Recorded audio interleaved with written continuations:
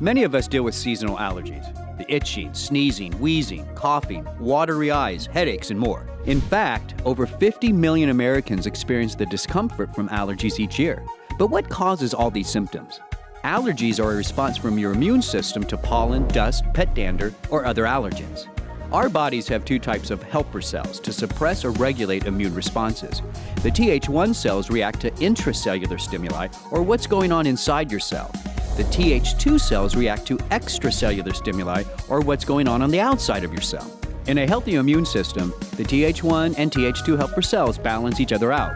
But if there's an imbalance, the Th2 cells can become overactive and cause the release of histamine and pro-inflammatory compounds. The release of these compounds is the major cause of allergy discomfort, which can range from congestion and itchy eyes to sinus inflammation and headaches. So, what can you do for relief?